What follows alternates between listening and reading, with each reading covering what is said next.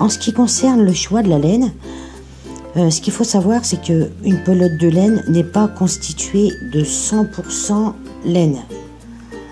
Tout simplement parce que voilà, la laine pure, ça gratte, c'est pas agréable. Donc forcément, on la mélange avec d'autres matières, comme de l'acrylique, pour un toucher plus délicat. Il n'y a pas que la laine de mouton, il existe aussi la laine alpaga, le mohair, qui provient de la chèvre angora, le cachemire, c'est une chèvre indienne, et la célèbre mérinos, une race espagnole ultra fine et chaude. En fait, c'est pour les layettes des bébés et en fait pour faire des écharpes. Du côté végétal, on va trouver le coton, qui est doux et léger, ou la soie. Alors, chaque étiquette reprend la composition exacte de la pelote, le grammage, la longueur de la laine, la référence, le numéro du bain de teinture, si elle se lave en machine ou pas, le diamètre des aiguilles, l'échantillon aussi, donc je vais vous montrer en détail. Donc le grammage, on va le trouver ici.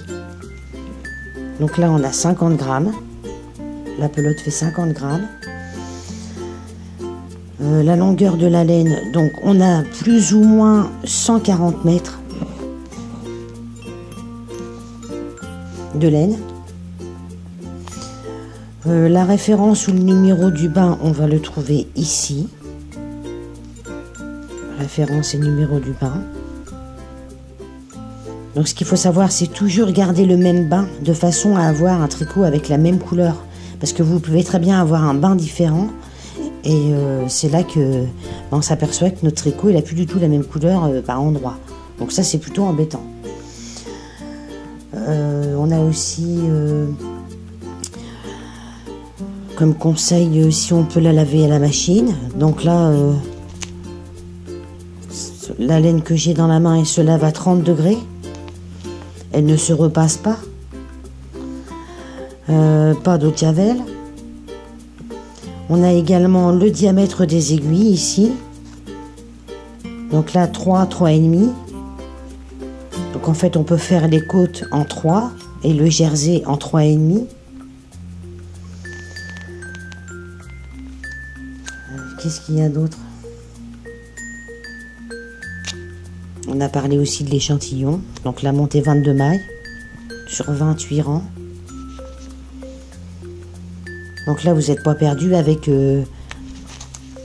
l'explication sur la bandelette de la pelote. Vous avez tous les détails. Alors bien sûr, au départ, vous allez avoir envie de tricoter avec des fils fantaisie. On imagine les super écharpes avec des grands poils.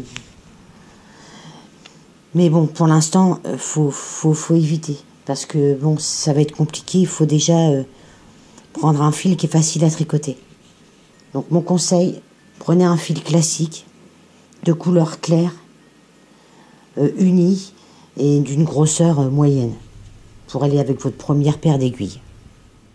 N'hésitez pas à commenter, liker, partager la vidéo si elle vous a plu, également vous abonner, afin d'être averti des prochaines vidéos.